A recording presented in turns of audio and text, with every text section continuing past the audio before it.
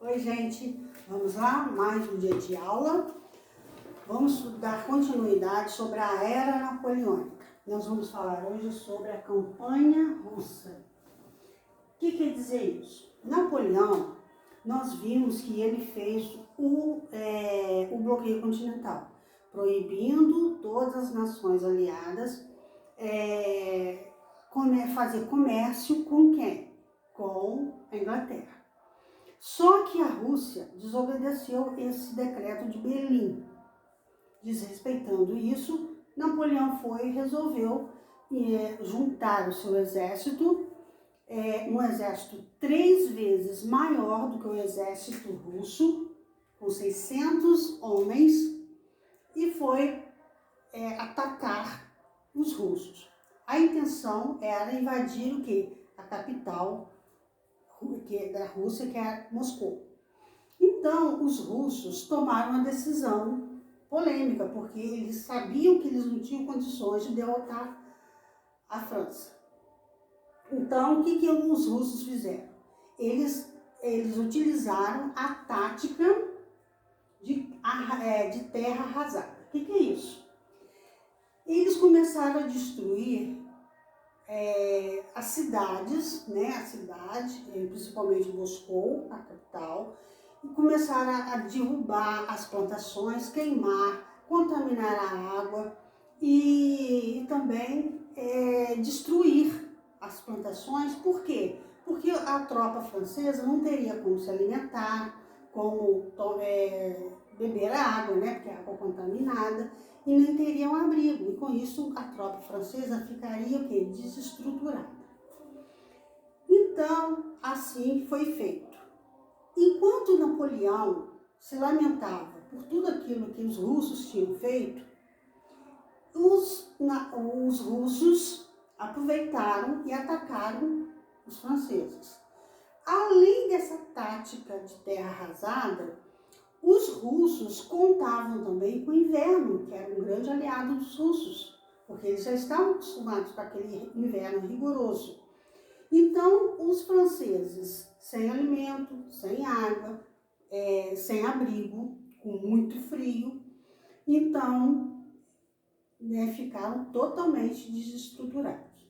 E com isso também, segundo os historiadores, aproximadamente 500 mil soldados franceses morreram devido à fome, ao frio e naquelas geladas estepes russas.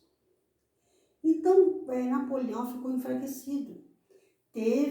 Voltou, e chegando, teve que enfrentar uma nova coligação anti-francesa. Essa nova coligação, quem fazia parte? Inglaterra, Rússia, Áustria, a Prússia, Suécia. Então, em 1813, Napoleão sofreu uma grande derrota na Batalha das Grandes Nações. Então, o que aconteceu? Em 1814, lá no início desse ano, Paris foi invadida e Bonaparte foi obrigado a assinar sua abdicação. Então, Bonaparte abdicou ao trono, certo? Com isso, então, ele foi exilado junto a 400 homens. Ele foi para a ilha de Elba, onde hoje é o território italiano. Então, ele ficou lá exilado por um tempo. Com isso, as pessoas que fizeram essa aliança, então, o que eles fizeram? Com a abdicação de Napoleão, os imperadores vencedores travaram o quê? Trataram de organizar a Europa. Em 1814 foi realizado o Congresso de Viena. Esse congresso tinha o objetivo de reestruturar a ordem absolutista na Europa, que tinha sido abalado pelo Napoleão.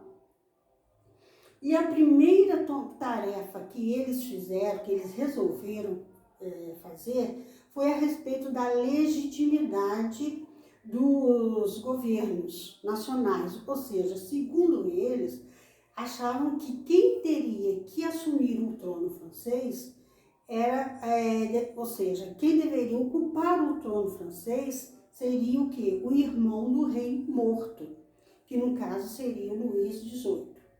Então, para garantir a manutenção da ordem absolutista nesse Congresso de Viena, eles determinaram também que os países membros obtivessem novas possessões fora da Europa, para aumentar o poderio deles.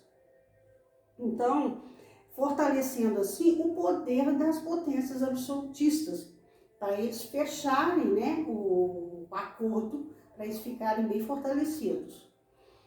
Em 1815, a Áustria, a Rússia e a Prússia, eles organizaram uma Santa Aliança.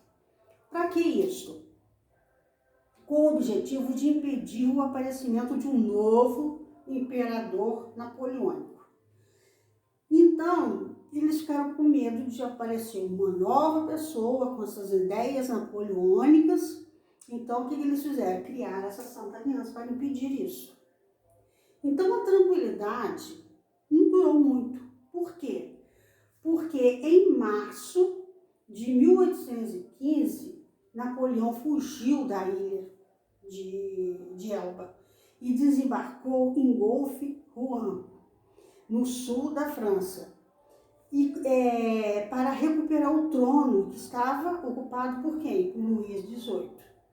Ao saber da notícia que Napoleão já estava em Paris, o rei, se mandou, fugiu.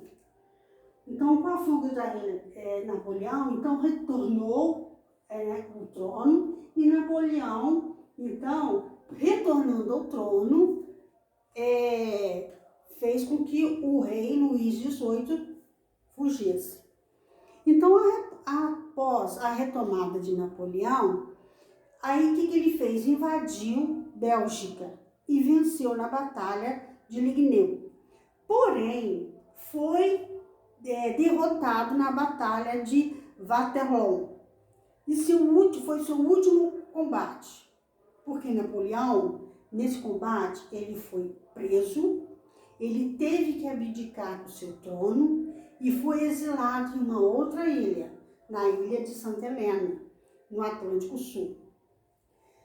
E lá, ele começava a escrever o quê? Ele começou a escrever todas as suas memórias e o seu testamento. No dia 5 de maio de 1821, Napoleão faleceu nessa ilha. Porém, muitas revoluções continuaram na Europa, mesmo com a morte de Napoleão. Em poucos anos, o velho mundo mergulhou em novas ondas de revoluções liberais que eram inspiradas pela herança política francesa napoleônica. Ao coroar-se imperador dos franceses, Napoleão ele manteve o poder em suas mãos. Só que, mesmo ele tendo esse poder em suas mãos, ele criou o Código Civil francês. E nesse código garantiu o quê? A manutenção dos direitos civis, ou seja, igualdade jurídica aos cidadãos. Ele deu direito à propriedade privada, ele teve a abolição dos princípios feudais, porque quem podia deter o poder das terras eram os senhores feudais. Com Napoleão isso acabou, ele passou a dar direitos às pessoas a adquirirem propriedade privada.